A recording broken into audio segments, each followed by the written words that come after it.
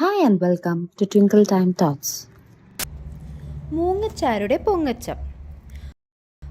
പണ്ട് ദൂരെ ഒരു ദേശത്ത് ഒരു കോട്ടയുണ്ടായിരുന്നു. ആ കോട്ടയിൽ രാജാവിൻ്റെ സൈന്യമായിരുന്നു ഉണ്ടായിരുന്നത്. അതിൻ്റെ അടുത്തായി വലിയൊരു മരത്തിൽ ഒരു മൂങ്ങ താമസിച്ചിരുന്നു. മൂങ്ങ അടുത്തുള്ള കുറ്റിക്കാട്ടിലെ കൊതുകിനെയും പ്രാണികളെയും ഭക്ഷിക്കാറാണ് പതിവ്. അടുത്തുള്ള തടാകത്തിൽ അരയന്നങ്ങൾ നീന്തി തുടിക്കുന്നത് മൂങ്ങച്ചാര് കണ്ടു. അവന് അരയന്നങ്ങളെ വലിയ ഇഷ്ടമായി. എങ്ങനെയും അവയുടെ കൂട്ടുകൂടണം അവൻ ആലോചിച്ചു. ഒരു ദിവസം അവൻ വെള്ളം കുടിക്കാനെന്നോണം തടാകക്കരയിലെത്തി. തടാകത്തിലുണ്ടായിരുന്ന ഒരു അരയന്നത്തോട് അവൻ കുശലം ചോദിച്ച് ചങ്ങാത്തം സ്ഥാപിച്ചു. അത് രാജാവിൻ്റെ അരയന്നമായിരുന്നു. ആ അരയന്നക്കൂട്ടത്തിൻ്റെ നേതാവും അവനായിരുന്നു. ഒരു ദിവസം അരയന്നം മൂങ്ങച്ചാരെ തൻ്റെ കൊട്ടാരത്തിലേക്ക് ക്ഷണിച്ചു. കൊട്ടാരത്തിലെ ആർഭാടം കണ്ട് മൂങ്ങയ്ക്ക് വിഷമമായി. സാധാരണക്കാരനായ തന്നോട് അരയന്ന രാജാവ് ചങ്ങാത്തം വെക്കില്ലെന്ന് അവന് തോന്നി. കൊട്ടാരത്തിൽ നിന്നിറങ്ങവേ മൂങ്ങ അരയന്ന രാജാവിനോട് പറഞ്ഞു, കൂട്ടുകാരാ, ഞാനും രാജാവിൻ്റെ മൂങ്ങയാണ്. മൂങ്ങകളുടെ എല്ലാം രാജാവാണ് ഞാൻ. മൂങ്ങ പൊങ്ങച്ചം പറഞ്ഞു. ഒരു നാൾ നീയും എൻ്റെ കൊട്ടാരത്തിലേക്ക് വാ. അരയന്ന രാജാവ് അതിന് സമ്മതിച്ചു. ആ സമയത്ത് പൊങ്ങച്ചം പറഞ്ഞെങ്കിലും മൂങ്ങയ്ക്ക് എന്ത് ചെയ്യണമെന്ന് അറിയില്ലായിരുന്നു. പെട്ടെന്നാണ് സൈന്യത്തിൻ്റെ കോട്ട അവന് ഓർമ്മ വന്നത്. അവനൊരു ഉപായം തോന്നി. അടുത്ത ദിവസം മൂങ്ങ അരയന്ന രാജാവിനെ ക്ഷണിക്കുവാൻ പോയി. മൂങ്ങ അരയന്ന രാജാവിനെയും കൊണ്ട് സൈന്യത്തിൻ്റെ കോട്ടയിലേക്ക് പറന്നു. ഇതാണ് എൻ്റെ കൊട്ടാരം, മൂങ്ങ പറഞ്ഞു. കോട്ടയിലപ്പോൾ സൈന്യത്തിൻ്റെ പരേഡിനുള്ള ഒരുക്കമായിരുന്നു. അത് കണ്ട് മൂങ്ങ പറഞ്ഞു, നോക്കു ചങ്ങാതി, അവർ എന്നെ സ്വാഗതം ചെയ്യുകയാണ്. ഇത് കഴിഞ്ഞ് എൻ്റെ സൈന്യം പരേഡ് നടത്തുകയും എന്നെ സല്യൂട്ട് ചെയ്യുകയും ചെയ്യും. പരേഡിനിടയിൽ സൈന്യം സല്യൂട്ട് ചെയ്യുന്നത് കണ്ട അരയന്നം മൂങ്ങ പറഞ്ഞത് വിശ്വസിച്ചു. ചങ്ങാതി, നിങ്ങൾ നല്ലൊരു രാജാവ് തന്നെ, അരയന്നം പറഞ്ഞു. അവർ അവിടെ സംസാരിച്ചിരുന്നു. മരത്തിന് താഴെ ഒരു ഭടൻ നിൽപ്പുണ്ടായിരുന്നു. ഭടൻ മൂങ്ങയുടെ ശബ്ദം കേട്ട് മൂങ്ങയെ ഓടിക്കാനായി തൻ്റെ അമ്പെടുത്ത് മരത്തിലേക്ക് തൊടുത്തു. പക്ഷെ അമ്പ് കൊണ്ടത് അരയന്നത്തിനായിരുന്നു. അരയന്നം താഴേക്ക് വീണ് മരിച്ചുപോയി. മൂങ്ങ അവിടെ ഇരുന്ന് പൊട്ടിക്കരഞ്ഞു. ദൈവമേ, എൻ്റെ പൊങ്ങച്ചം കാരണം എനിക്കെൻ്റെ ഉറ്റ സുഹൃത്തിനെ നഷ്ടമായല്ലോ, അവൻ വിലപിച്ചു. ഗുണപാഠം: പൊങ്ങച്ചം പറയുന്നത് നല്ലതല്ല.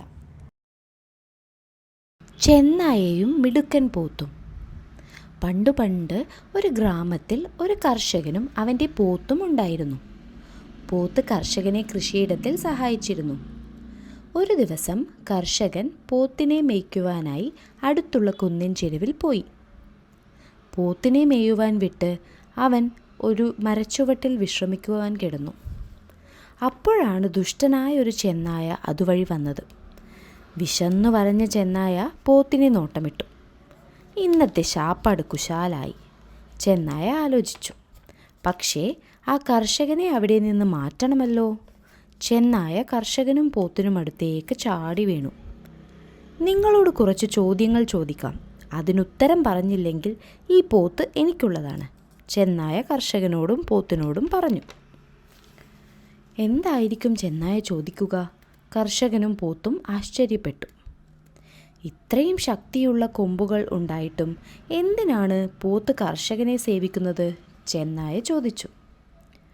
കാരണം ഞാൻ കൃഷിയിടത്തിൽ സഹായിച്ചാൽ എനിക്ക് വയറു നിറയെ ഭക്ഷണം തരും, പോത്ത് ഉത്തരം നൽകി.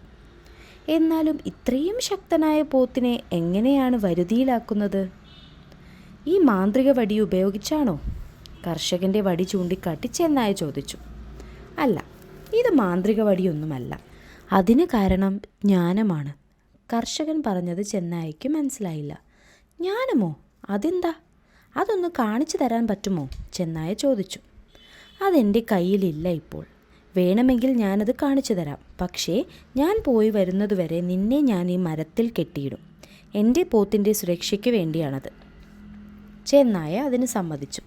കർഷകൻ ചെന്നായയെ മരത്തിൽ കെട്ടിയിട്ടു. എന്നിട്ട് ജ്ഞാനമെടുക്കുവാനായി പോയി.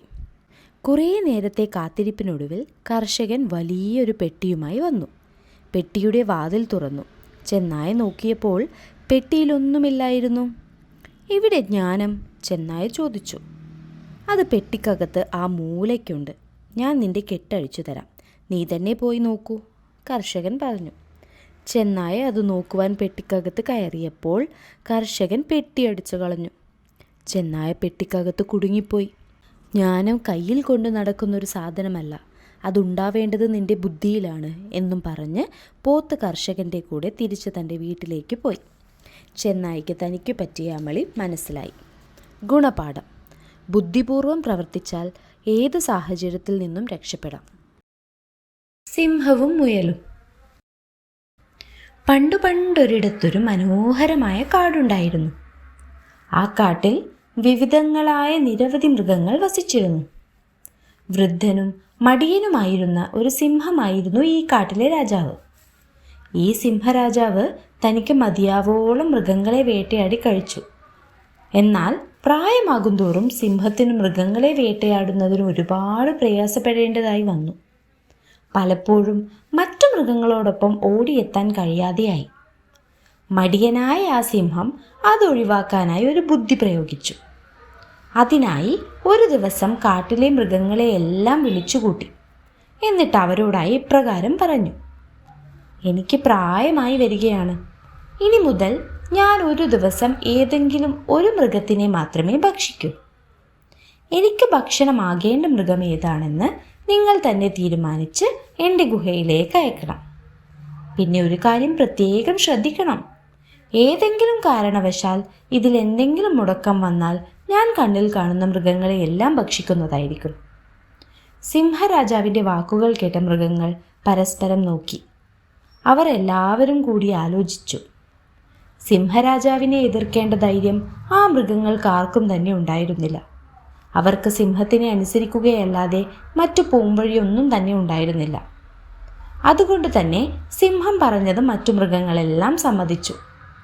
അവർ ഓരോ ദിവസം ഓരോ വിഭാഗത്തിലെ മൃഗങ്ങളെ വീതം സിംഹരാജാവിൻ്റെ ഗുഹയിലേക്ക് കൃത്യമായി അയച്ചുകൊണ്ടിരുന്നു.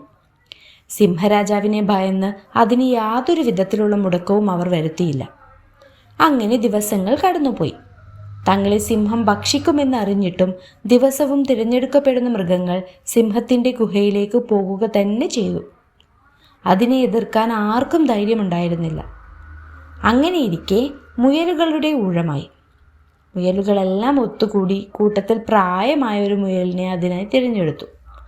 അതൊരു ബുദ്ധിമാനും സൂത്രശാലിയുമായ മുയലായിരുന്നു. അവൻ തൻ്റെ സുഹൃത്തുക്കളോട് യാത്ര ചോദിച്ച് സിംഹരാജാവിൻ്റെ ഗുഹയിലേക്ക് തിരിച്ചു. പോകും വഴി മുയൽ മനസ്സിൽ കരുതി, അറിഞ്ഞുകൊണ്ട് എങ്ങനെയാണ് സ്വന്തം ജീവൻ ബലി കഴിപ്പിക്കുന്നത്? പക്ഷെ സിംഹത്തിൻ്റെ ഗുഹയിലേക്ക് പോകാതിരിക്കാനും കഴിയില്ല. അത് മറ്റു മൃഗങ്ങൾക്കും ആപത്താണ്. ഏത് വിധേനയും സിംഹത്തിൻ്റെ കയ്യിൽ നിന്നും രക്ഷപ്പെടണം. ഇത്തരത്തിൽ യാത്രയിലുടനീളം മുയലിൻ്റെ മനസ്സിൽ സിംഹരാജാവിൻ്റെ കയ്യിൽ നിന്നും എങ്ങനെ രക്ഷപ്പെടാമെന്ന ചിന്തയായിരുന്നു. ആ ബുദ്ധിമാനായ മുയൽ അതിനായി ഒരു പദ്ധതിയും തയ്യാറാക്കി. തൻ്റെ പദ്ധതി നടപ്പിലാക്കുന്നതിനായി മുയൽ വളരെ വൈകിയാണ് സിംഹത്തിൻ്റെ ഗുഹയിൽ എത്തിച്ചേർന്നത്. പതിവിലും വളരെ വൈകിയിട്ടും തൻ്റെ ഭക്ഷണമാകേണ്ട മൃഗം എത്താതിരുന്നതിനാൽ കാത്തിരുന്ന സിംഹരാജാവിൻ്റെ കോപം ഇരട്ടിച്ചു. ക്ഷമ നശിച്ച സിംഹരാജാവ് മനസ്സിൽ കരുതി, ഇതെന്താണ്? എൻ്റെ ആഹാരമാകേണ്ട മൃഗം ഇതുവരെയും എത്തിയില്ലല്ലോ. സമയം വളരെയധികം വൈകിയിരിക്കുന്നു. സിംഹരാജാവ് അങ്ങനെ ചിന്തിച്ചു നിന്നതും അതാ വരുന്നു ഒരു മുയൽ. മുയലിനെ കണ്ടതും സിംഹരാജാവ് കോപം കൊണ്ട് ജ്വലിച്ചു. എന്നിട്ട് മുയലിനോട് ചോദിച്ചു, നീ എന്താണ് ഇത്രയും വൈകിയത്? എൻ്റെ ക്ഷമ പരീക്ഷിക്കാൻ നിനക്ക് അത്രയും ധൈര്യമോ? ഇതും പറഞ്ഞ് സിംഹരാജാവ് മുയലിൻ്റെ അടുത്തേക്ക് കോപത്തോടെ പാഞ്ഞെടുത്തു. സിംഹത്തിൻ്റെ കോപം കണ്ട് ഭയന്നു വിറച്ച മുയൽ പറഞ്ഞു, അല്ലയോ സിംഹരാജാവേ, ഞാൻ മനഃപൂർവ്വം വൈകിയതല്ല. ഇവിടെ വൈകിയാൽ ഉണ്ടാകുന്ന വിപത്തിനെക്കുറിച്ച് എനിക്കറിയാവുന്നതല്ലേ. ഞാൻ ഇങ്ങോട്ടേക്ക് വരുന്ന വഴിക്ക് അങ്ങേയേക്കാൾ വലിപ്പവും ശക്തിയുമുള്ള മറ്റൊരു സിംഹത്തിനെ കാണാനിടയായി. ആ സിംഹം എന്നെ ആഹാരമാക്കാൻ നോക്കിയതാണ്. ഞാൻ വല്ല വിധേനയും രക്ഷപ്പെട്ടാണ് ഇങ്ങോട്ടേക്ക് വന്നത്. ഇത് കേട്ട സിംഹരാജാവിന് ആശ്ചര്യമായി. ഉടൻ തന്നെ സിംഹം മുയലിനോട് ചോദിച്ചു, എന്ത്? ഈ കാട്ടിൽ ഞാനല്ലാതെ മറ്റൊരു വലിയ സിംഹമോ? നീ ഈ കാട്ടിൽ അതിനെ മുൻപ് കണ്ടിട്ടുണ്ടോ? ഉടൻ തന്നെ സൂത്രശാലിയായ മുയൽ പറഞ്ഞു, ഇല്ല, ഞാനതിനെ ഇതിനു മുമ്പ് ഈ കാട്ടിൽ കണ്ടിട്ടില്ല. പക്ഷേ ആ സിംഹത്തിന് അങ്ങേക്കാൾ വലിപ്പവും ശക്തിയുമുണ്ട്. ഏതു വിധേനയും സിംഹത്തിനെ പ്രകോപിതനാക്കുക തന്നെയായിരുന്നു മുയലിൻ്റെ ലക്ഷ്യം. മുയൽ അതിൽ വിജയിക്കുകയും ചെയ്തു. തന്നെക്കാളും വലുതും ശക്തിമാനുമായ മറ്റൊരു സിംഹം എന്ന മുയലിൻ്റെ വാക്കുകൾ കേട്ട സിംഹത്തിന് അത് തീരെ രസിച്ചില്ല. മറ്റൊന്നും ചിന്തിക്കാതെ ഉടൻ തന്നെ സിംഹം മുയലിനോട് ചോദിച്ചു, നീ എവിടെ വെച്ചാണ് അതിനെ കണ്ടത്? എന്നെ അങ്ങോട്ടേക്ക് കൊണ്ടുപോകാമോ? തൻ്റെ പദ്ധതി വിജയിച്ച സന്തോഷത്തിൽ മുയൽ സിംഹത്തിനോട് പറഞ്ഞു, തീർച്ചയായും ഞാൻ അങ്ങോട്ടേക്ക് കൊണ്ടുപോകാം. പക്ഷേ ഇവിടെ നിന്നും അല്പം അകലെയായാണ് ഞാൻ അതിനെ കണ്ടത്. സിംഹം മുയലിനോട് പറഞ്ഞു, അത് സാരമില്ല, നീ എത്രയും വേഗം എന്നെ അങ്ങോട്ടേക്ക് കൊണ്ടുപോവുക. അങ്ങനെ സിംഹരാജാവും മുയലും കൂടി സിംഹത്തിനെ കണ്ട സ്ഥലത്തേക്ക് യാത്രയായി. അതിനായി ആരുമില്ലാത്ത ഉൾക്കാട്ടിലേക്കാണ് മുയൽ സിംഹത്തിനെ തന്ത്രപൂർവ്വം കൊണ്ടുപോയത്. അവിടെ ആഴമുള്ളൊരു വലിയ കിണറുണ്ടായിരുന്നു. ആ കിണർ കണ്ടതും മുയൽ സിംഹത്തിനോട് പറഞ്ഞു, അല്ലയോ സിംഹരാജാവേ, അതിൻ്റെ ഉള്ളിലാണ് ഞാൻ ആ സിംഹത്തിനെ കണ്ടത്. എനിക്ക് അങ്ങോട്ടേക്ക് വരാൻ ഭയമാകുന്നു.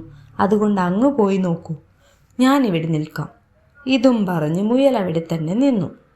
മുയലിൻ്റെ വാക്ക് വിശ്വസിച്ച സിംഹം മറ്റൊന്നും ചിന്തിക്കാതെ ആ കിണറ്റിനരികിലേക്ക് പോയി. എന്നിട്ട് കിണറ്റിലേക്ക് എത്തി നോക്കിയ സിംഹം ഞെട്ടിപ്പോയി. കിണറ്റിനുള്ളിൽ തന്നെ പോലെ മറ്റൊരു സിംഹം നിൽക്കുന്നു. അത് തൻ്റെ പ്രതിബിംബമാണെന്ന് സിംഹരാജാവിന് മനസ്സിലായില്ല. അതുകൊണ്ട് തന്നെ ആ സിംഹത്തിനെ കണ്ടതും സിംഹരാജാവിൻ്റെ കോപം ഇരട്ടിച്ചു. സിംഹരാജാവ് ദേഷ്യത്തോടെ ആ കിണറ്റിലേക്ക് നോക്കി അലറാൻ തുടങ്ങി. തിരിച്ചും കിണറ്റിനുള്ളിൽ നിന്നും ഒരു അലർച്ച കേട്ടു. തിരിച്ചു കേട്ട ശബ്ദം തൻ്റെ പ്രതിധ്വനിയാണെന്ന് മനസ്സിലാക്കാത്തൊരു സിംഹരാജാവിന് തൻ്റെ ക്രോധം അടക്കാനായില്ല. സൂത്രശാലിയായ മുയലിൻ്റെ കെണിയിൽ വീണ സിംഹം ഉടൻ തന്നെ മറ്റൊന്നും ചിന്തിക്കാതെ തൻ്റെ ശത്രുവിനെ വകവരുത്താനായി ആ കിണറ്റിലേക്ക് എടുത്തു ചാടി. അങ്ങനെ മുയലിൻ്റെ വാക്കുകേട്ട് മറ്റൊന്നും ചിന്തിക്കാതെ കിണറ്റിലെടുത്തു ചാടിയ സിംഹരാജാവിന് തൻ്റെ ജീവൻ നഷ്ടമായി. സൂത്രശാലിയായ മുയലാകട്ടെ തൻ്റെ ജീവൻ തിരിച്ചു കിട്ടിയ സന്തോഷത്തിൽ തിരിച്ച് തൻ്റെ മാളത്തിലേക്കും മടങ്ങി. ഗുണപാഠം: എതിരാളികൾ എത്ര കരുത്തരായാലും ബുദ്ധിശക്തിയിലൂടെ നമുക്കവരെ കീഴടക്കാൻ കഴിയുന്നതാണ്. മടയനായ കഴുത. ഒരിടത്തൊരു വ്യാപാരി ജീവിച്ചിരുന്നു. ഉപ്പ് വ്യാപാരം നടത്തിയായിരുന്നു അയാൾ നിത്യവൃത്തിക്കുള്ള വക കണ്ടെത്തിയിരുന്നത്. ഈ വ്യാപാരിക്ക് ഒരു കഴുതയുണ്ടായിരുന്നു. കച്ചവടത്തിനുള്ള ഉപ്പ് കഴുതപ്പുറത്ത് വച്ചായിരുന്നു അയാൾ ചന്തയിലെത്തിച്ചിരുന്നത്. കച്ചവടവും കഴിഞ്ഞ് വൈകുന്നേരത്തോടെ കഴുതയുമായി തിരിച്ചു വീട്ടിലേക്ക് വരുമായിരുന്നു. ഒരു ചെറിയ നദി കടന്ന് വേണമായിരുന്നു അവർക്ക് ചന്തയിലേക്ക് പോകേണ്ടത്. ഒരു ദിവസം പതിവ് പോലെ ഉപ്പ് ചാക്കുമായി വ്യാപാരിയും കഴുതയും ചന്തയിലേക്ക് പുറപ്പെട്ടു.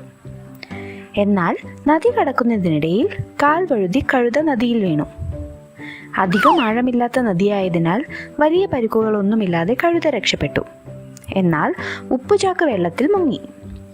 ചാക്ക് മുഴുവൻ വെള്ളം നനയുകയും അതിൽ നിന്നും ഒരുപാട് ഉപ്പ് അലിഞ്ഞു പോവുകയും ചെയ്തു. അല്പം വിശ്രമിച്ചതിനു ശേഷം അവർ വീണ്ടും യാത്ര തുടങ്ങി. വീണ്ടും ഉപ്പുചാക്കും കൊണ്ട് ചന്തയിലേക്ക് തിരിച്ച കഴുതയ്ക്ക് ചാക്കിന് ഭാരം നന്നേ കുറഞ്ഞതായി അനുഭവപ്പെട്ടു. ഇതെന്തു പറ്റി? നദിയിലൊന്ന് വീണെഴുന്നേറ്റപ്പോഴേക്കും ചാക്കിന് നല്ല ഭാരക്കുറവുണ്ടല്ലോ. അതെന്തായാലും നന്നായി. ഒന്ന് വീണാലെന്താ, ചാക്കിൻ്റെ ഭാരം കുറഞ്ഞു കിട്ടിയല്ലോ. കഴുത ആശ്വസിച്ചു. അടുത്ത ദിവസം ചന്തയിലേക്ക് പോകവേ കഴുത വിചാരിച്ചു, ചാക്കിൻ്റെ ഭാരം കുറഞ്ഞു കിട്ടാനായി ഒന്ന് വീഴുന്നതിൽ തെറ്റില്ല എന്നും പറഞ്ഞ് മനഃപൂർവ്വം നദിയിൽ വീണു. അതിനുശേഷം ഭാരം കുറഞ്ഞ ചാക്കുമായി സന്തോഷത്തോടെ കഴുത ചന്തയിലേക്ക് പോയി. തുടർന്നുള്ള ദിവസങ്ങളിലും കഴുത ഇത് ആവർത്തിച്ചു കൊണ്ടിരുന്നു. ഇതെന്താണ് കഴുത എന്നും നദിയിൽ വീഴുന്നത്? ഇത് കാരണം ദിവസവും ചാക്കിൽ നിന്നൊരുപാട് ഉപ്പ് നഷ്ടമാകുന്നുണ്ടല്ലോ. വ്യാപാരി തലപുകഞ്ഞ് ആലോചിക്കാൻ തുടങ്ങി. ഉപ്പ് വെള്ളത്തിലലിഞ്ഞ് ചാക്കിന്റെ ഭാരം കുറയുന്നത് കൊണ്ടാണ് കഴുത ഇങ്ങനെ ചെയ്യുന്നതെന്ന് മനസ്സിലാക്കിയ വ്യാപാരി കഴുതയെ ഒരു പാഠം പഠിപ്പിക്കാൻ തന്നെ തീരുമാനിച്ചു. അതിനായി അടുത്ത ദിവസം ചന്തയിലേക്ക് പോകാനൊരുങ്ങിയ വ്യാപാരി കഴുതയുടെ പുറത്ത് ഉപ്പ് ചാക്കിന് പകരം പഞ്ഞി നിറച്ച ചാക്ക് വെച്ചു കൊടുത്തു. എന്നിട്ട് കഴുതയെയും കൊണ്ട് യാത്ര തുടങ്ങി. പതിവ് പോലെ നദിക്കരയിലെത്തിയതും കഴുത നദിയിലേക്ക് വീണു. കഴുത നദിയിലേക്ക് വീണത് കണ്ടപ്പോൾ വ്യാപാരിക്ക് ചിരിയടക്കാനായില്ല. നദിയിൽ നിന്ന് കയറിയ കഴുതയ്ക്ക് അന്ന് ചാക്കിന് പതിവിലും കൂടുതൽ ഭാരം അനുഭവപ്പെട്ടു. അവൻ നന്നേ പണിപ്പെട്ടാണ് നദിയിൽ നിന്ന് എഴുന്നേറ്റതു തന്നെ. എണീറ്റ് നടക്കാൻ തുടങ്ങിയ കഴുത പറഞ്ഞു, ഇതെന്തു പറ്റി? അല്ലെങ്കിൽ നദിയിൽ വീണതിന് ശേഷം ചാക്കിന് ഭാരം കുറയുകയാണ് ചെയ്യുന്നത്. ഇന്ന് ഭാരം കൂടിയല്ലോ, ഇനി എന്ത് ചെയ്യും? ചാക്കിന്റെ ഭാരം കാരണം അവൻ നടക്കാൻ പോലും ആകാതെ പ്രയാസപ്പെട്ടു. ഒടുവിൽ അവൻ ആ വ്യാപാരിയെ നിസ്സഹായതയോടെ നോക്കി. ഇത് കണ്ട വ്യാപാരി കഴുതയോട് പറഞ്ഞു, നിന്റെ ബുദ്ധിയില്ലായ്മയ്ക്ക് കിട്ടിയ ശിക്ഷയാണിത്. ഇനി ഒരിക്കലും അതിബുദ്ധി കാണിക്കാൻ ശ്രമിക്കരുത്. കഴുതയ്ക്ക് തന്റെ തെറ്റ് മനസ്സിലായി. പിന്നീട് ഒരിക്കലും അവൻ ആ കച്ചവടക്കാരനോട് ഇത് ആവർത്തിച്ചില്ല. ഗുണപാഠം: ഭാഗ്യം എപ്പോഴും നമ്മെ തുണയ്ക്കണമെന്നില്ല. അതുകൊണ്ട് നമ്മൾ അലസന്മാരാകരുത്. കുറുക്കനും കൊക്കും. മറ്റുള്ളവരെ പരിഹസിച്ച് വിരുത് കാട്ടുന്നതിൽ സന്തോഷം കണ്ടെത്തിയിരുന്ന സൂത്രശാലിയായ ഒരു കുറുക്കനുണ്ടായിരുന്നു. തൻ്റെ തന്ത്രങ്ങളിൽ കുടുക്കി മറ്റുള്ളവർ വിഷണ്ണരാവുന്നത് കാണുന്നതായിരുന്നു അവൻ്റെ വിനോദം. അവൻ മറ്റുള്ള മൃഗങ്ങളെ സന്ദർശിക്കുകയും അവരെ തൻ്റെ വീട്ടിലേക്ക് ക്ഷണിക്കുകയും പതിവായിരുന്നു. അവരെത്തുമ്പോൾ എന്തെങ്കിലും വിരുത് കാട്ടി അവൻ അവരെ കളിയാക്കി വിടുമായിരുന്നു. ഒരിക്കൽ അവനൊരു കൊക്കിനെ ഭക്ഷണം കഴിക്കുവാനായി ക്ഷണിച്ചു. കുറുക്കൻ്റെ നീച സ്വഭാവത്തെക്കുറിച്ച് അറിവില്ലാതിരുന്ന കൊക്ക് ക്ഷണം സ്വീകരിച്ച് കൃത്യസമയത്ത് അവൻ്റെ വീട്ടിലെത്തി. കൊക്ക് എത്തിച്ചേർന്നപ്പോൾ കുറുക്കൻ പറഞ്ഞു, സ്വാഗതം സുഹൃത്തേ, നമുക്ക് ഭക്ഷണം കഴിച്ചാലോ? കുറുക്കൻ 2 പാത്രങ്ങളിലായി ചൂട് കഞ്ഞി വിളമ്പി. അവൻ പറഞ്ഞു, എന്തൊരു വിശപ്പ്! എന്നിട്ട് കഞ്ഞി നക്കി കുടിക്കുവാൻ തുടങ്ങി. ആവശ്യത്തിനെടുത്ത് കഴിക്കൂ ചങ്ങാതി, അവൻ കൊക്കിനോട് പറഞ്ഞു. എന്നാൽ കൊക്കിന് കഞ്ഞി കുടിക്കുവാനായില്ല. നീണ്ട കൊക്കുകൾ കൊണ്ട് പാവം കൊക്ക് എന്തു ചെയ്യും? അവൻ വിഷണ്ണനായി നിന്നു. കൊക്കിൻ്റെ ചമ്മൽ കണ്ടപ്പോൾ കുറുക്കൻ പൊട്ടിച്ചിരിച്ചു. കുറുക്കനെ ഒരു പാഠം പഠിപ്പിക്കണമെന്ന് കൊക്ക് തീരുമാനിച്ചു. അവൻ കുറുക്കനെ ക്ഷണിച്ചു. താങ്കളുടെ മഹാമനസ്കത എൻ്റെ മനം കുളിർപ്പിക്കുന്നു. നാളെ എൻ്റെ വീട്ടിൽ തീർച്ചയായും ഡിന്നറിന് വരുമല്ലോ. കൊക്ക് തൻ്റെ വീട് ലക്ഷ്യമാക്കി നീങ്ങി. കുറുക്കൻ ചിന്തിച്ചു, എനിക്ക് രസിക്കാനിതാ മറ്റൊരവസരം കൂടി കിട്ടിയിരിക്കുന്നു. അടുത്ത രാത്രിയിൽ കുറുക്കൻ അത്താഴ സമയത്ത് കൊക്കിൻ്റെ വീട്ടിലെത്തി. കൊക്ക് പറഞ്ഞു, വരൂ ചങ്ങാതി, എൻ്റെ അടുക്കള ജോലി ഇപ്പോൾ തീർന്നതേയുള്ളൂ.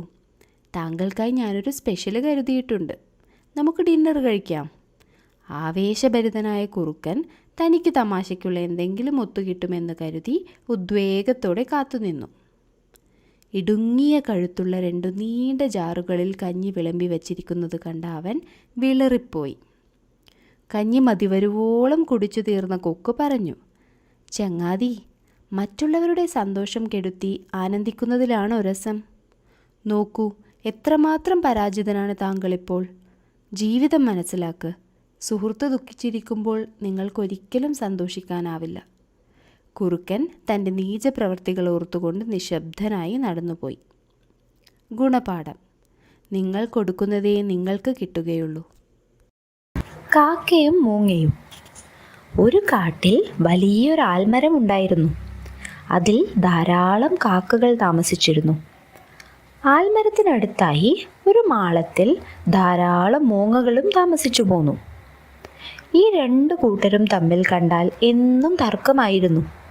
പകൽ സമയത്തെങ്ങാൻ കാക്കകൾ മൂങ്ങയെ കണ്ടെന്നാൽ അവർ അതിനെ കൊത്തിക്കൊല്ലുമായിരുന്നു. എന്തെന്നാൽ മൂങ്ങകൾക്ക് പകൽ സമയത്ത് കാഴ്ചശക്തിയില്ലല്ലോ. അതിനാൽ പകൽ മുഴുവൻ മൂങ്ങകൾ മാളത്തിനകത്ത് ഒളിച്ചു നിന്നു. എന്നിട്ട് രാത്രിയാവുമ്പോൾ അവർ ശത്രുക്കളായ കാക്കകളെ ആക്രമിക്കും. രാത്രി സമയത്ത് കാക്കകൾക്ക് അവരെ എതിർക്കാൻ സാധിച്ചിരുന്നില്ല. ഒരു ദിവസം കാക്കകളുടെ നേതാവ് മറ്റുള്ള കാക്കകളെ വിളിച്ചു വരുത്തി. കൂട്ടുകാരെ, ദുഷ്ടരായ മൂങ്ങകൾ കാരണം നമ്മുടെ ജീവൻ തന്നെ അപകടത്തിലാണ്. രാത്രി സമയത്ത് അവരുടെ ആക്രമണം നമുക്ക് പ്രതിരോധിക്കാൻ പറ്റാത്ത വിധമാണ്. രാത്രിയിൽ നമുക്ക് അവരെ പോലെ കാഴ്ചശക്തിയില്ലല്ലോ. പകൽ സമയത്ത് അവർ മാളത്തിനകത്ത് ഒളിച്ചു കഴിയുന്നതിനാൽ അപ്പോഴും നമുക്ക് ആക്രമിക്കാൻ കഴിയുന്നില്ല. കൂട്ടത്തിൽ ഒരു കാക്ക മുന്നോട്ട് വന്ന് നേതാവിനോട് പറഞ്ഞു, മൂങ്ങകൾ ശക്തരാണ്, നമുക്ക് അവരോട് ഏറ്റുമുട്ടാൻ സാധിക്കില്ല. അതിനാൽ മൂങ്ങ രാജാവിനെ നമുക്ക് നേതാവായി സ്വീകരിച്ച് അവരോട് സന്ധി ചെയ്യാം. ഇത് കേട്ട് കാക്ക നേതാവിന് കലി പൂണ്ടു. കാക്കകളെല്ലാം കൂടെ അതിനെ ആക്രമിച്ചു. അത് പരിക്കേറ്റ് താഴെ വീണു. ഇതൊക്കെ കണ്ടുകൊണ്ടൊരു മൂങ്ങ അവിടെ ഒളിച്ചിരിക്കുന്നുണ്ടായിരുന്നു. അവൻ അപ്പോൾ തന്നെ മൂങ്ങരാജാവിൻ്റെ അടുത്തെത്തി വിവരം പറഞ്ഞു. മൂങ്ങരാജാ, കാക്കകൾ അവിടെ തമ്മിൽ തല്ലാണ്. അവരെ ആക്രമിച്ച് കീഴടക്കാൻ പറ്റിയ സമയമാണിത്. മൂങ്ങരാജാവ് തൻ്റെ കൂട്ടാളികളുമായി അന്ന് രാത്രി കാക്കകളെ ആക്രമിക്കാനായി പോയി. പക്ഷെ അവർക്ക് നിരാശയായിരുന്നു ഫലം. അവിടെ എങ്ങും ഒരു കാക്ക പോലും ഉണ്ടായിരുന്നില്ല. കാക്കകൾ നമ്മളെ പേടിച്ച് ഈ പ്രദേശം വിട്ട് ഓടിക്കാണും, മൂങ്ങരാജാവ് പറഞ്ഞു. അപ്പോഴാണ് അവർ പരിക്കേറ്റ് കിടക്കുന്ന കാക്കയെ കണ്ടത്. തനിക്കു വേണ്ടി കാക്കകളോട് സംസാരിച്ചതിന് കൂട്ടത്തിൽ നിന്ന് പുറത്താക്കിയ കാക്കയാണതെന്ന് മൂങ്ങരാജാവിന് മനസ്സിലായി. മൂങ്ങരാജാവ് കാക്കയെ അവരുടെ മാളത്തിലേക്ക് കൂട്ടിക്കൊണ്ടുപോയി. വൈകാതെ കാക്ക പരിക്കുകളൊക്കെ മാറി ആരോഗ്യവാനായി. ഒരു ദിവസം അവൻ മൂങ്ങരാജാവിനോട് പറഞ്ഞു, മൂങ്ങരാജാവേ, മഞ്ഞുകാലം വരാനിരിക്കുകയാണ്. നമുക്ക് ചുള്ളിക്കമ്പുകൾ ശേഖരിക്കേണ്ടത് അത്യാവശ്യമാണ്. അത് കത്തിച്ച് നമുക്ക് തണുപ്പിൽ നിന്ന് രക്ഷപ്പെടാം. നിങ്ങൾക്ക് വേണ്ടി ഞാൻ തന്നെ ചുള്ളിക്കമ്പുകൾ ശേഖരിച്ചു വരാം, കാക്ക പറഞ്ഞു. മൂങ്ങരാജാവ് അതിന് സമ്മതിച്ചു. അങ്ങനെ കാക്ക ഓരോ ദിക്കിൽ നിന്നും ഉണങ്ങിയ ചുള്ളിക്കമ്പുകൾ മൂങ്ങകളുടെ മാളത്തിന് മുന്നിൽ മാളത്തിനകത്തുമൊക്കെ കൊണ്ടുവന്നിട്ടു. അവിടം ആകെ ചുള്ളിക്കമ്പുകൾ കൊണ്ട് നിറഞ്ഞു. ഒരു ദിവസം മൂങ്ങകളെല്ലാം മാളത്തിനകത്ത് ഉറങ്ങുകയായിരുന്നു. ഈ സമയം കാക്ക എവിടുന്നോ ഒരു തീക്കൊള്ളിയുമായി വന്നു. അവനത് മാളത്തിന് പുറത്തുള്ള ചുള്ളിക്കമ്പുകളിലേക്ക് എറിഞ്ഞു. നിമിഷ നേരം കൊണ്ട് മാളമാകെ കത്തി നശിച്ചു. അതിനകത്തുണ്ടായിരുന്ന മൂങ്ങകളെല്ലാം ചത്തുപോയി. മൂങ്ങകളുടെ ശല്യം തീർന്നപ്പോൾ കാക്ക അവൻ്റെ കാക്കക്കൂട്ടത്തെ തിരിച്ചു വിളിച്ചു. അവൻ കാക്കകളുടെ ചാരനായിരുന്നു. കാക്കകളുടെ സംഭാഷണം ഒരു മൂങ്ങ ഒളിഞ്ഞു നിന്ന് കേൾക്കുന്നുണ്ടെന്ന് അവർക്ക് മനസ്സിലായിരുന്നു. അവൻ കാക്കരാജാവുമായി ചേർന്നൊരുക്കിയൊരു പദ്ധതിയായിരുന്നു ഇത്. ഗുണപാഠം: ബുദ്ധിയാണ് ശക്തിയേക്കാൾ വലുത്. അഹങ്കാരിയായ ഒട്ടകം. പണ്ട് ഒരു ഗ്രാമത്തിൽ പാവപ്പെട്ട ഒരു കർഷകനുണ്ടായിരുന്നു. ഗ്രാമത്തിൽ വരൾച്ച വന്നപ്പോൾ അയാളുടെ കൃഷിയെല്ലാം നശിച്ചുപോയി. അയാൾ ജോലി അന്വേഷിച്ച് അടുത്ത ഗ്രാമത്തിലേക്ക് യാത്രയായി. യാത്രക്കിടയിൽ വഴിയരികിൽ ഒരു ഒട്ടകം കിടക്കുന്നത് അയാൾ കണ്ടു. തളർന്നു കിടക്കുന്ന ഒട്ടകത്തിനെ കണ്ടപ്പോൾ കർഷകന് പാവം തോന്നി. അയാൾ അതിനെ തൻ്റെ വീട്ടിലേക്ക് കൂട്ടിക്കൊണ്ടുപോയി. അതിന് ഭക്ഷണവും വെള്ളവും നൽകി. കുറച്ചുനാൾ കഴിഞ്ഞപ്പോൾ ഒട്ടകത്തിനൊരു കുഞ്ഞു ജനിച്ചു. ആ ഇടയ്ക്ക് ഒരു ചിത്രകാരൻ ആ ഗ്രാമത്തിലേക്ക് വന്നു. പക്ഷേ അയാളുടെ കയ്യിലെ ബ്രഷ് ഒടിഞ്ഞു പോയിരുന്നു. അത് ശരിയാക്കുവാൻ ഒരു കുട്ടി ഒട്ടകത്തിൻ്റെ വാലിലെ മുടി ആവശ്യമായിരുന്നു. ചിത്രകാരൻ കർഷകൻ്റെ അടുത്തെത്തി ആവശ്യം പറഞ്ഞു. കർഷകൻ സന്തോഷപൂർവ്വം അതിന് സമ്മതിച്ചു. അങ്ങനെ ചിത്രകാരൻ കുഞ്ഞനൊട്ടകത്തിൻ്റെ വാലിലെ മുടി മുറിച്ചെടുത്തു. അതുകൊണ്ട് അയാൾ ഒരു പെയിൻറ്റിംഗ് ബ്രഷ് ഉണ്ടാക്കി. എന്നിട്ട് ആ ബ്രഷ് വെച്ച് അയാൾ ഗ്രാമത്തിലെ ചിത്രങ്ങൾ വരച്ചു. അയാൾ വരച്ച ചിത്രങ്ങളെല്ലാം നല്ല വിലയിൽ വിറ്റുപോയി. ചിത്രകാരൻ നന്ദിപൂർവ്വം കർഷകനെ കാണുവാൻ പോയി. അയാൾ കുറച്ച് സ്വർണ്ണ നാണയങ്ങൾ കർഷകന് നൽകി. കർഷകന് സന്തോഷമായി. കുഞ്ഞനൊട്ടകം കാരണമാണ് തനിക്ക് ഈ ഭാഗ്യം വന്നതെന്ന് അയാൾ വിശ്വസിച്ചു. ഭംഗിയുള്ള ഒരു മണി വാങ്ങി കുഞ്ഞനൊട്ടകത്തിൻ്റെ കഴുത്തിൽ കെട്ടിക്കൊടുത്തു. കർഷകൻ തനിക്ക് കിട്ടിയ സ്വർണ്ണ നാണയങ്ങൾ കൊണ്ട് കുറേ ഒട്ടകങ്ങളെ വാങ്ങി. ഒട്ടകപ്പാൽ വിറ്റ് പണം സമ്പാദിക്കുവാൻ തുടങ്ങി. കർഷകൻ കുഞ്ഞനൊട്ടകത്തിന് പ്രത്യേക പരിഗണന നൽകി. തൻ്റെ ഭാഗ്യത്തിനെല്ലാം കാരണം കുഞ്ഞനൊട്ടകമാണെന്ന് കർഷകൻ കരുതി. കുഞ്ഞനൊട്ടകം അഹങ്കാരിയായി മാറി. അവൻ മറ്റൊട്ടകങ്ങളോട് കൂടാതെ മാറി ഒറ്റയ്ക്കായിരുന്നു നടക്കാറ്. ഒരു ദിവസം കൂട്ടത്തിലുള്ള ഒട്ടകം അവനോട് ചോദിച്ചു, എന്താണ് ചങ്ങാതി, നീ എല്ലായ്പ്പോഴും തനിച്ചു നടക്കുന്നത്? ഞാൻ നിങ്ങളെപ്പോലെയല്ല, മുതലാളിയുടെ ഭാഗ്യ ഒട്ടകമാണ്. എനിക്ക് സാധാരണക്കാരുടെ കൂടെ കൂട്ടുകൂടുവാൻ താല്പര്യമില്ല, കുഞ്ഞനൊട്ടകം അഹങ്കാരത്തോടുകൂടെ പറഞ്ഞു. കുഞ്ഞനൊട്ടകം മറ്റുള്ള ഒട്ടകങ്ങളുടെ കൂട്ടുകൂടാതെ തനിച്ചു തന്നെ മേഞ്ഞു. അങ്ങനെയിരിക്കെ ഒരു സിംഹം അതുവഴി വന്നു. സിംഹം ഒട്ടകക്കൂട്ടത്തെ കണ്ടതും കൂട്ടത്തിൽ നിന്ന് ദൂരെയായി മേയുകയായിരുന്ന കുഞ്ഞനൊട്ടകത്തെ സിംഹം ശ്രദ്ധിച്ചു. സിംഹം കുഞ്ഞനൊട്ടകത്തിനുമേൽ ചാടി വീണു. കുഞ്ഞനൊട്ടകം പേടിച്ച് കരഞ്ഞെങ്കിലും കഴുത്തിലെ മണി കിലുങ്ങുന്ന ശബ്ദത്തിൽ അവൻ്റെ കരച്ചിൽ ആരും കേട്ടില്ല. സിംഹം കുഞ്ഞനൊട്ടകത്തിനെ കടിച്ചു കൊന്നു.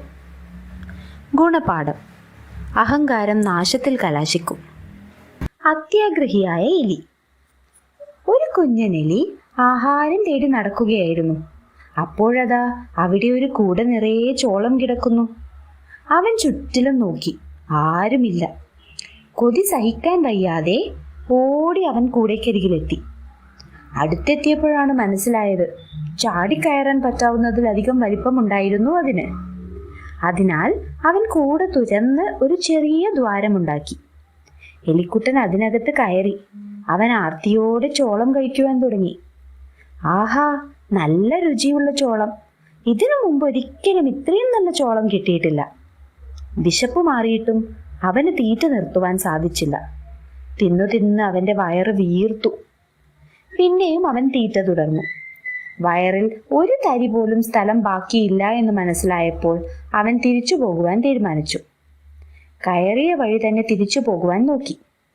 പക്ഷേ ആ ചെറിയ ദ്വാരത്തിലൂടെ അവന്റെ കുടവയർ പുറത്തു കടന്നില്ല. കുടുങ്ങിപ്പോയി.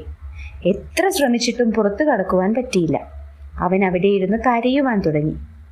ആ സമയത്ത് അതുവഴി ഒരു മുയൽ നടന്നു പോകുന്നുണ്ടായിരുന്നു. മുയൽ എലിക്കുട്ടൻ കരയുന്നത് കേട്ട് കൂടയ്ക്കരികിൽ വന്ന് ചോദിച്ചു, എന്തിനാണ് ചങ്ങാതി നീ കരയുന്നത്? ഞാനൊരു ചെറിയ ദ്വാരമുണ്ടാക്കി അകത്ത് കടന്നതാണ്. പക്ഷേ ചോളം തിന്ന കുടവയറായപ്പോൾ പുറത്തു കടക്കുവാൻ പറ്റുന്നില്ല, എലിക്കുട്ടൻ പറഞ്ഞു. നീ കൂടുതൽ ചോളം കഴിച്ചത് കൊണ്ടല്ലേ ഇതിനകത്ത് കുടുങ്ങിയത്? നാളെ വരെ കാത്തിരിക്കൂ, വയറ് താനേ കുറയും. അപ്പോൾ നിനക്ക് പുറത്തിറങ്ങാമല്ലോ, മുയൽ ഉപദേശിച്ചു. അങ്ങനെ എലിക്കുട്ടൻ കൂടയ്ക്കകത്ത് കിടന്നുറങ്ങി. നേരം വെളുത്തു. അവൻ വയറ് ചുരുങ്ങി പഴയതുപോലെയായി. പക്ഷേ ആഗ്രഹം നിയന്ത്രിക്കുവാനായില്ല അവന്. എലിക്കുട്ടൻ പിന്നെയും ചോളം കഴിക്കുവാൻ തുടങ്ങി. പിന്നെയും കുടവയറായി. ഇനിയിപ്പോ നാളെ തിരിച്ചു പോവാം. അപ്പോൾ അതുവഴി ഒരു കണ്ടൻ പൂച്ച പോകുന്നുണ്ടായിരുന്നു. കൂട്ട കണ്ട് പൂച്ച അടുത്തു വന്ന് നോക്കി. എന്നിട്ട് അകത്തേക്ക് ചാടി എത്തിയത് എലിക്കുട്ടന്റെ മുന്നിൽ. കുടവയർ കാരണം എലിക്കുട്ടന് ഓടാനും സാധിച്ചില്ല. പൂച്ച എലിക്കുട്ടനെ പിടിച്ച് ശാപ്പാടാക്കി. ഗുണപാഠം: അത്യാഗ്രഹം ആപത്തിൽ കലാശിക്കും. പാട്ടുപാടുന്ന കഴുത. ഒരു ഗ്രാമത്തിൽ ഒരു അലക്കുകാരനും അയാളുടെ കഴുതയും ഉണ്ടായിരുന്നു. അലക്കുവാനുള്ള തുണികൾ കഴുതയുടെ പുറത്തു വച്ചായിരുന്നു കൊണ്ടുപോകാറ്. ചിലപ്പോഴൊക്കെ കഴുത നടക്കുവാൻ മടി കാണിക്കുമ്പോൾ അലക്കുകാരൻ വടി കൊണ്ടടിക്കുമായിരുന്നു. കൂടാതെ മതിയായ ഭക്ഷണവും അതിന് കൊടുത്തില്ല. കഴുത അവശനായി തീർന്നു. ഒരു ദിവസം അലക്കുകാരൻ കഴുതയുമായി പുഴക്കരയിലേക്കെത്തി. കഴുതയെ ഒരു മരത്തിൽ കെട്ടിയിട്ട് അലക്കുകാരൻ തുണികൾ അലക്കുവാൻ തുടങ്ങി. അപ്പോൾ അതുവഴി ഒരു കുറുക്കൻ വന്നു. എന്താ സഹോദരാ, നീ അവശനായിരിക്കുന്നത്? നിന്റെ മുതലാളി ഭക്ഷണമൊന്നും തരാറില്ലേ? കുറുക്കൻ ചോദിച്ചു. എൻ്റെ മുതലാളി ഒരു ദുഷ്ടനാണ്, ഭക്ഷണമൊന്നും തരില്ല, എപ്പോഴും അടിയും തരും, കഴുത സങ്കടത്തോടെ പറഞ്ഞു. അവൻ കരയുവാൻ തുടങ്ങി. കരയണ്ട സഹോദരാ, ഞാനൊരു ഭയം പറയാം, കുറുക്കൻ പറഞ്ഞു. നിന്റെ മുതലാളിയുടെ കൂടെ അടിമപ്പണി ചെയ്യാതെ എൻ്റെ കൂടെ വാ. എൻ്റെ കൂടെ നിനക്ക് ആവോളം ആഹാരം കിട്ടും. ഇത് കേട്ട് കഴുത പറഞ്ഞു, എന്നെ ഇവിടെ കെട്ടിയിരിക്കുകയല്ലേ, പേടിക്കണ്ട, ഇത് ഞാനിപ്പോൾ മുറിച്ചു തരാം എന്ന് പറഞ്ഞ് കുറുക്കൻ കഴുതയെ കെട്ടിയിട്ട കയറ് കടിച്ചു മുറിച്ചു. കുറുക്കൻ കഴുതയെയും കൂട്ടി ഒരു കൃഷിത്തോട്ടത്തിലേക്ക് പോയി. അവിടെയുണ്ടായ പച്ചക്കറികൾ ആവോളം തിന്നു. സന്തോഷവാനായ കഴുത പറഞ്ഞു, കുറുക്കച്ച, എനിക്ക് വയറ് നിറച്ച ആഹാരം കഴിച്ച് സന്തോഷമായി, എനിക്കൊരു പാട്ട് പാടണം. കുറുക്കൻ ഞെട്ടി. അയ്യോ കഴുതക്കുട്ട, ആ പാട്ട് കേട്ട് ഇവിടുത്തെ തോട്ടക്കാരനെങ്ങാൻ വന്നാൽ നമ്മളെ ശരിയാക്കും. കുറുക്കൻ അവനെ താക്കീത് ചെയ്തു. ഇവിടുന്ന് പോയിട്ട് നമുക്ക് പാട്ട് പാടാം. അത് പറ്റില്ല, എനിക്കിപ്പോൾ തന്നെ പാടണം, കുറേ കാലമായി ഞാൻ പാട്ട് പാടിയിട്ട്. കുറുക്കൻ്റെ താക്കീത് വകവയ്ക്കാതെ കഴുത പാട്ട് പാടാൻ തുടങ്ങി. ഇത് കേട്ട് കുറുക്കൻ അവിടെ നിന്നും സ്ഥലം വിട്ടു. ഉച്ചത്തിലുള്ള കഴുതയുടെ കരച്ചിൽ കേട്ട് തോട്ടക്കാരൻ അവിടെ എത്തി. പച്ചക്കറികൾ തിന്നു തീർത്ത കഴുതക്കുട്ടനെ അയാൾ വടിയെടുത്ത് അടിക്കുവാൻ തുടങ്ങി. എന്നിട്ട് അവനെ ഒരു കയറിൽ വീട്ടുമുറ്റത്ത് കെട്ടിയിട്ടു. അന്നു മുതൽ കഴുതയെ കൃഷിക്കാരൻ തോട്ടത്തിലെ ജോലികൾ ചെയ്യിപ്പിച്ചു. ഗുണപാഠം: സാഹചര്യത്തിനനുസരിച്ച് പെരുമാറിയില്ലെങ്കിൽ അപകടം വിളിച്ചു വരുത്തും. ഒട്ടകവും വ്യാപാരിയും. പണ്ടൊരിടത്തൊരു വ്യാപാരി ജീവിച്ചിരുന്നു. ആ വ്യാപാരിക്ക് ഒരു ഒട്ടകമുണ്ടായിരുന്നു. അയാൾ ഈ ഒട്ടകത്തിൻ്റെ പുറത്തായിരുന്നു തൻ്റെ വ്യാപാര ആവശ്യത്തിനായുള്ള യാത്രകളെല്ലാം നടത്തിയിരുന്നത്. അങ്ങനെയിരിക്കെ ഒരു ദിവസം അദ്ദേഹം തൻ്റെ ഒട്ടകവുമായി മരുഭൂമിയിലൂടെ യാത്ര ചെയ്യുകയായിരുന്നു. പകൽ മുഴുവൻ യാത്ര ചെയ്ത് ക്ഷീണിച്ച ആ വ്യാപാരി രാത്രിയായപ്പോൾ വിശ്രമിക്കാൻ തീരുമാനിച്ചു. എന്നാൽ മരുഭൂമിയിൽ അന്ന് രാത്രിയിൽ പതിവിലും തണുപ്പുണ്ടായിരുന്നു. മരുഭൂമിയിൽ ഒരു സത്രം അന്വേഷിക്കുന്നതിൻ്റെ ബുദ്ധിമുട്ടറിയാവുന്ന അയാൾ കയ്യിൽ കരുതിയ ഒരു ചെറിയ കൂടാരമെടുത്ത് അവിടെ തന്നെ കെട്ടി. കഷ്ടിച്ച് ഒരാൾക്ക് മാത്രം കിടക്കാവുന്ന വലിപ്പമേ ആ കൂടാരത്തിനുണ്ടായിരുന്നുള്ളൂ. വ്യാപാരി തൻ്റെ ഒട്ടകത്തിനെ കൂടാരത്തിന് പുറത്ത് കെട്ടിയിട്ടതിന് ശേഷം കൂടാരത്തിനുള്ളിൽ ഉറങ്ങാനായി കിടന്നു. കുറച്ചു സമയം കഴിഞ്ഞതും ആരോ വിളിക്കുന്നത് കേട്ട് ആ വ്യാപാരി ഉണർന്നു.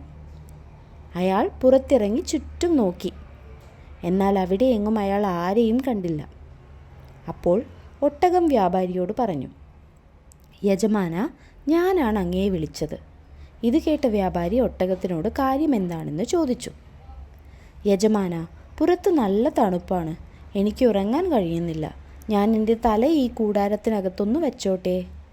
നല്ലവനായ ആ വ്യാപാരി ഒട്ടകത്തിനെ കൂടാരത്തിനകത്ത് തല വയ്ക്കാൻ അനുവദിച്ചു. എന്നിട്ട് അയാൾ പിന്നെയും ഉറങ്ങാനായി കിടന്നു. കുറച്ച് സമയം കഴിഞ്ഞപ്പോൾ വീണ്ടും അതേ ശബ്ദം കേട്ട് അയാൾ ഉണർന്നു. അപ്പോൾ ആ ഒട്ടകം വീണ്ടും ചോദിച്ചു, യജമാന, പുറത്തെ തണുപ്പ് എനിക്ക് സഹിക്കാൻ പറ്റുന്നില്ല. ഞാൻ എൻ്റെ കാലുകൾ കൂടി ഈ കൂടാരത്തിനകത്തൊന്ന് വെച്ചോട്ടെ. ആ പാവം വ്യാപാരി അതും സമ്മതിച്ചു. അങ്ങനെ ആ ഒട്ടകം തൻ്റെ തലയും കാലുകളും ആ കൂടാരത്തിനകത്ത് വെച്ചു. വ്യാപാരി ഉറങ്ങാനായും കിടന്നു. സമയം കടന്നുപോയി. ഒട്ടകത്തിന് തണുപ്പ് കാരണം അപ്പോഴും ഉറങ്ങാൻ കഴിയുന്നുണ്ടായിരുന്നില്ല. തണുപ്പ് അസഹനീയമായപ്പോൾ ഒട്ടകം കരുതി, ഒരു കാര്യം ചെയ്യാം, ശരീരം കൂടി കൂടാരത്തിൻ്റെ അകത്ത് കയറ്റാം. നല്ലവനായ യജമാനൻ തീർച്ചയായും സമ്മതിക്കും. അദ്ദേഹത്തിൻ്റെ ഉറക്കത്തിൽ നിന്നും ഉണർത്തേണ്ട ആവശ്യവുമില്ല. അങ്ങനെ ഒട്ടകം തൻ്റെ ശരീരവും കൂടി കൂടാരത്തിനുള്ളിലേക്ക് കയറ്റി. കഷ്ടിച്ചൊരാൾക്ക് മാത്രം കിടക്കാവുന്ന ആ കൂടാരത്തിൽ ഒട്ടകവും കൂടി ആയപ്പോൾ വ്യാപാരിക്ക് കിടക്കാൻ ഇടമില്ലാതായി. അപ്പോൾ ഒട്ടകം വ്യാപാരിയോട് പറഞ്ഞു, യജമാന, ഈ കൂടാരത്തിനകത്ത് നമുക്ക് 2 പേർക്കും കൂടി കിടക്കാൻ കഴിയില്ല. അതുകൊണ്ട് അങ്ങ് ദയവായി കൂടാരത്തിന് പുറത്ത് കിടന്നുറങ്ങൂ. ഇത് കേട്ട വ്യാപാരിക്ക് തൻ്റെ ക്ഷമ മുഴുവൻ നശിച്ചു. അയാൾ ആ ഒട്ടകത്തിനെ ചവിട്ടി കൂടാരത്തിന് പുറത്താക്കി. എന്നിട്ട് കൂടാരം നന്നായി മൂടി സുഖമായി കിടന്നുറങ്ങി. ഗുണപാഠം: നമ്മൾ ദയയുള്ളവരായിരിക്കുക എന്നതുപോലെ തന്നെ പ്രധാനമാണ് ദയ കാട്ടുന്നതിൽ അതിർവരമ്പ് നിശ്ചയിക്കുക എന്നതും. ഇല്ലെങ്കിൽ നമ്മൾ കാണിക്കുന്ന ദയ മറ്റുള്ളവർ ദുരുപയോഗം ചെയ്തേക്കാം. ഒരു കെട്ടുവിറക്. പണ്ടൊരു ഗ്രാമത്തിൽ ഒരു വൃദ്ധനായ പിതാവും അദ്ദേഹത്തിൻ്റെ 5 പുത്രന്മാരും താമസിച്ചിരുന്നു. ദൗർഭാഗ്യവശാൽ ഈ പിതാവിൻ്റെ 5 പുത്രന്മാരും പരസ്പരം കലഹിക്കുക പതിവായിരുന്നു. ഒരു കാര്യത്തിലും അവർ തമ്മിൽ ഐക്യമുണ്ടായിരുന്നില്ല. പിതാവ് എത്ര കിണഞ്ഞു ശ്രമിച്ചിട്ടും അവരുടെ കലഹിക്കുന്ന സ്വഭാവം മാറ്റാനും കഴിഞ്ഞില്ല. അവസാനം അദ്ദേഹം ഒരു ഉപായം കണ്ടെത്തി. ഒരു ദിവസം പതിവ് പോലെ പുത്രന്മാർ കലഹിക്കാൻ തുടങ്ങി. ഇത് കണ്ട പിതാവ് ഉടൻ തന്നെ ഒരു കെട്ട് വിറക് കൊണ്ടുവന്ന് അവരുടെ മുന്നിൽ വെച്ചു. എന്നിട്ട് അവർ 5 പേരോടുമായി ഇപ്രകാരം പറഞ്ഞു, പുത്രന്മാരെ, നിങ്ങൾ അല്പസമയം കലഹം നിർത്തി ഞാൻ പറയുന്നത് കേൾക്കുക. നിങ്ങൾ ഓരോരുത്തരായി വന്ന് ഈ ഒരു കെട്ടുവിറകിനെ എടുത്തു മുറിക്കുക. പിതാവിൻ്റെ വാക്കുകൾ കേട്ട പുത്രന്മാർ ഓരോരുത്തരായി ആ വിറക് കെട്ട് എടുത്തു മുറിക്കാനായി ശ്രമിച്ചു.